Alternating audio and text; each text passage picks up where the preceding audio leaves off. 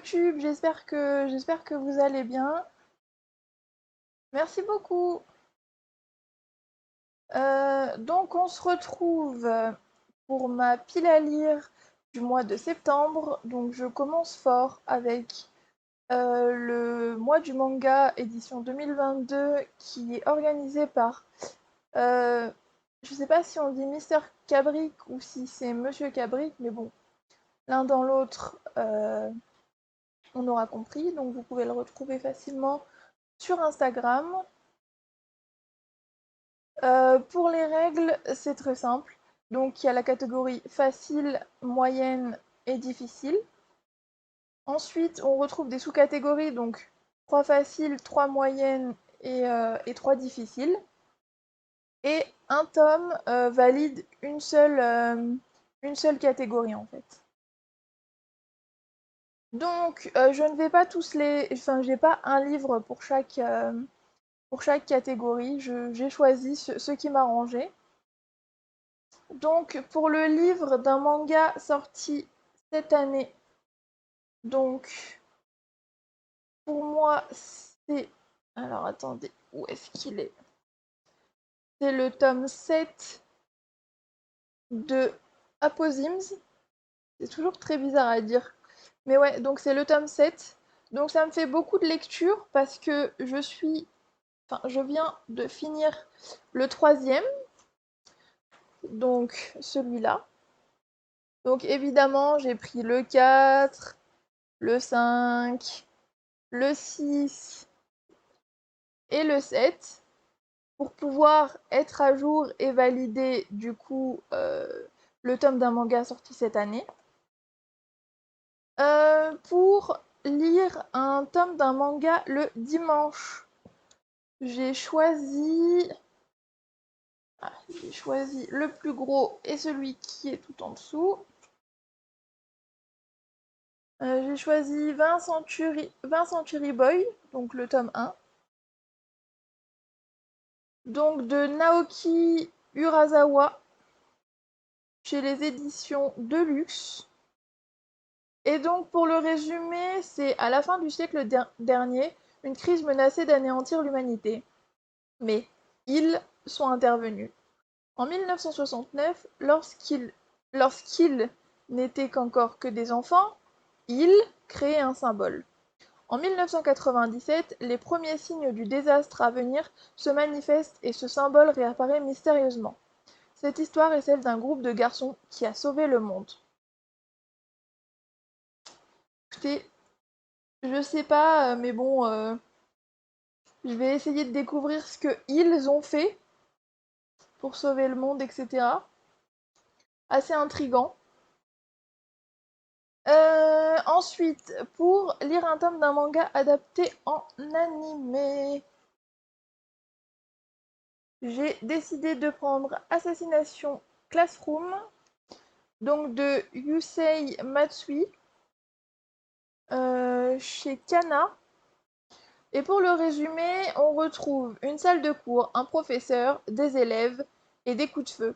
Les élèves de la classe 3E du collège Kunugigaoka sont des assassins en herbe, et leur professeur est leur cible à abattre. Découvrez le quotidien insolite d'un drôle de professeur et de ses élèves. Écoutez, moi j'aime beaucoup quand c'est court comme ça, voilà, je vais découvrir. Alors je suis pas sûre de découvrir beaucoup euh, parce que j'ai pris que le tome 1, donc comme celui-ci. Mais comme j'ai pris... Oula, attendez, ça a dérapé. Comme j'ai pris 5 tomes pour être à jour, déjà ça me fait 5 tomes là. Je me suis dit pour les autres, on va se calmer, on va découvrir, on va voir si on aime un peu le début. Et puis voilà, en attendant, les, les planches. Mais écoutez, il y a l'air d'avoir un peu plus de choses décrites comparé à Aposims. Donc écoutez, franchement, pourquoi pas, ils ont l'air beaucoup plus petits en plus. Et c'est un peu des... voilà, c'est ce genre de planche. J'aime beaucoup. Donc on verra bien si jamais vous connaissez soit celui-là, j'en ai entendu que du bien, ou du coup celui-là, n'hésitez pas à me donner votre avis. Ensuite, nous passons. Donc là, pour le facile, on est bon. Donc Aposims, la lecture du dimanche, 20 Century Boy, et un manga en animé, Assassination Classroom. Ensuite, lire un tome de manga où la romance est importante. Alors, je n'en ai pas. J'en avais choisi un, mais en fait, je pensais l'acheter. Et au final, je me suis dit, les shoujo, j'ai pas spécialement envie d'en lire en ce moment. Voilà, j'ai pas envie de lire de romance, etc. Je me suis dit, si j'achète juste un livre pour, euh, pour un challenge qui m'apporte pas grand-chose au final, je me suis dit non. Franchement, flemme. Donc voilà, je ne ferai pas cette catégorie. En plus que j'ai essayé de regarder dans à ma bibliothèque s'il y en avait, je me suis dit bon bah si je peux en emprunter, tant mieux. Mais en romance, il y avait vraiment des trucs trop cucu et non, j'avais pas envie. Donc du coup, lire un tome de manga tiré au sort. Oui, oui. Celui-là, je prends. Donc c'est Mob Psycho 100. Donc le tome 1, je sais pas, c'est présenté par One chez Kurokawa. Peut-être que One c'est le... Je sais pas du tout. On va dire que c'est ça. Donc on part sur... Donc c'est mon copain qui me l'a choisi donc à la bibliothèque. On était parti sur un autre livre, mais bien avant je lui ai dit, écoute, tu me choisis un livre qui te donne envie, tu fais attention que ce soit le tome 1. Il m'a dit oui, bien sûr. Et puis on est passé à la caisse, enfin là où on valide les livres à la bibliothèque. Et quand on a tout validé, il me dit, oh bah j'ai pris le tome 2. Évidemment, il y avait tous les tomes sauf le tome 1. Donc bon, on a changé pour celui-là. Je l'avais vu avant et il avait lu le résumé aussi. On avait beaucoup accroché tous les deux. Donc c'est un jeune garçon qui explose lorsqu'il atteint 100% son nom Mob. Collégien aspirant à une adolescence sans histoire, le jeune Shigeo Kageyama, surnommé Mob, possède des pouvoirs psychiques, autrement dit des super-pouvoirs. Que ce soit un médium charlatan ou une étrange secte religieuse, nombreux sont ceux qui vont essayer de se servir de lui. Mais quelque chose est en train de se produire à l'intérieur de Mob. Préparez-vous au choc psychique. Écoutez, ça me hype là aussi, il y a l'air d'avoir pas mal de choses décrites. J'avais pas regardé à l'intérieur, mais je sais pas si vous pourrez voir, mais les visages, ils sont comme en fesses, en fait. C'est particulier, mais je pense que ça peut être cool en vrai. Donc je suis très curieuse de découvrir ça. Lire un tome de manga offert... Ah, celui-là non plus, je l'ai pas. Donc offert au favori d'un ami ou d'un chroniqueur littéraire. En vrai, en vrai, c'est dommage que un tome ne peut pas rentrer dans plusieurs, euh, dans plusieurs catégories parce que en vrai, il y en a beaucoup qu'on m'a conseillé en fait. On me les a conseillés, j'ai lu les résumés, j'ai pris ou j'ai pas pris, donc ils sont tous un peu sponsorisés par tout le monde. Mais ça compte pas, donc celui-là non plus, je le fais pas. Dans les difficiles, lire un tome d'un mangaka décédé.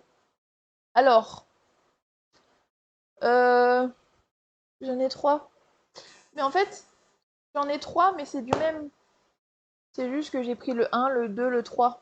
Donc c'est Lady Snowblood, Vengeance sanglante, de, de Kazuo Kwake et je sais pas, il y a écrit Kazuo Kamimura, donc je sais pas trop. Mais bon, en tout cas, cette personne est, je pense, décédée. Donc du coup, le tome 1, le tome 2 épilogue. Non, c'est le tome 3. N'importe quoi, c'est même pas classé dans l'ordre. Donc le tome 2, Qui sème le vent récolte la tempête. Et puis, donc le tome 3, épilogue. Voilà, je suis trop pressée de lire. Ah, mais il n'y a pas le résumé là, c'est normal? Pas le résumé sur le 1. Attendez. Ah, mais il n'y a aucun résumé en fait. Ok, super. Vers 1870, le Japon institue ce qui sera alors considéré comme un impôt sur la mort, à savoir la conscription de tous les hommes valides pour créer une armée puissante, symbole des nations fortes. Face à la rébellion généralisée, les autorités japonaises envoient dans les villages des recruteurs habillés de blanc. Cette couleur devient alors symbole de mort et provoque des insurrections paysannes. C'est dans ce contexte que l'époux et le fils de Sayo sont assassinés et la jeune femme emprisonnée. Par vengeance, elle décide de concevoir et donner naissance à un enfant qui deviendra son bras vengeur. Malheureusement, elle décédera en couche. J'ai toujours trouvé ça bizarre. Bon, en accouchant du coup, en donnant la vie à une fille, Yuki. Éduquée par un grand maître du sabre, Yuki suivra sa destinée et deviendra Lady Snowblood, une redoutable tueuse professionnelle dont le charme sera aussi dangereux que le sabre. Voilà. Je j'ai pas hésité à prendre le tome 1, le tome 2, le tome 3. C'est comme ça que se clôture la saga, donc je me suis dit, bon bah, voilà, ça fait 11. Enfin, au total, j'ai 11 mangas, je crois. Tout va bien. Ça va aller vite, je pense. Donc, malheureusement, les deux sous-catégories suivantes, donc un tome d'un manga sorti avant ou pendant votre année de naissance, je n'en ai pas parce que je voulais partir sur Dragon Ball Z. Mais pareil, j'avais pas envie de l'acheter parce que ben je connais un petit peu mais j'ai pas lu les mangas, etc. Donc voilà, je sais pas trop ce qu'il vaut en manga. Donc acheter juste un tome juste pour être dans le challenge moyen. Et il n'était pas non plus à ma bibliothèque, donc du coup, sorry not sorry. Et puis pour lire un tome d'un mangaka dont le nom-prénom a 4 lettres en commun avec votre nom-prénom, honnêtement, j'avais la flemme de chercher, donc j'ai préféré abandonner l'idée. Donc si on résume, pour juste le challenge, on retrouve Apozyms, donc le tome 7. Mais bon, il faut que je lise le 4, 5, 6 avant. On retrouve aussi 20 Century Boys, qui fera partie, donc je pense peut-être même le lire demain, vu que c'est censé être pour pour un dimanche. Mais ouais, en fait pour un dimanche c'est peut-être beaucoup. Ah, il n'y a même pas le nombre de pages en plus. Ouais, c'est quand même un beau bébé pour juste un dimanche, donc je sais pas. Donc soit, de toute façon, ce sera peut-être celui-là pour un dimanche, ou soit sinon peut-être que je lirai le tome 4 de Apozyms, qui est bah, certes plus court. Donc je sais pas, on verra, on fera au feeling, et puis si c'est pas dimanche là, il en restera d'autres dans le mois. Donc voilà, ensuite nous retrouvons Assassination Classroom, donc ça c'est pour le manga qui est sorti en animé. Ensuite, on retrouve Mob Psycho 100, si je le monte à l'endroit, c'est toujours plus parlant. Donc voilà, et puis en dernier, on retrouve les 3 Lady Snowblood, que je vais montrer dans l'ordre, ce serait bien. Donc 1, 2 et 3. Et ce sera déjà pas mal pour les BD. Ensuite, je vais participer à un autre challenge. Donc, c'est le Sorta Saga de l'art du thriller que vous connaissez sûrement. que vous pouvez retrouver sur Instagram, qui fait aussi des vidéos sur YouTube. Donc du coup, tu ne liras que des titres issus de sagas en cours. Tu sortiras le premier tome d'une saga, trilogie ou duologie aussi. Et tu videras un peu ta palle grâce à moi. Et ça, c'est une super idée, puisqu'il y a des livres qui me faisaient peut-être un peu peur ou quoi. Et je me dis, bon, c'est vraiment l'occasion de les sortir. Donc, c'est des livres, ça fait au moins 3 semaines que j'en parle. 3 semaines qui sont dans mes vidéos chaque week-end. Mais je pense que pour septembre, vraiment, fin septembre, vous n'en entendrez plus parler. Donc, il n'y en a que deux. Parce qu'évidemment, vu le nombre de. Vu le nombre de. Mince, comment ça s'appelle? De mangas que j'ai, donc 11. Donc, certes, il y en a 5 petits, mais il y a quand même ceux-là qui font 368 pages. Et, et celui-là qui est aussi coriace. Donc, les BD, c'est petit, etc., etc., mais ça prend quand même un peu du temps. Surtout quand on s'attarde un peu sur les dessins, etc. J'aime bien prendre mon temps. Donc, deux qui sont quand même très gros. Donc, voilà, toujours les mêmes. Le Cercle de Bernard Minet, qui fait 800 pages. Donc, voilà. Et puis, pour le deuxième, voilà, sans... Voilà. Le Stephen King. Alors, j'avance bien, honnêtement. Euh, je suis à 295 pages sur 470. Donc j'avance bien, on est samedi. Je pense que pour fin de semaine prochaine, je l'ai fini. J'espère en tout cas parce que franchement, c'est bien, mais c'est compliqué à décrire, hein. Franchement, pour ma chronique, je vais en chier. Mais, euh, mais bon, voilà quoi. Mais ouais, je, je pense pas me tourner tout de suite vers le Bernard Minier, lire quelques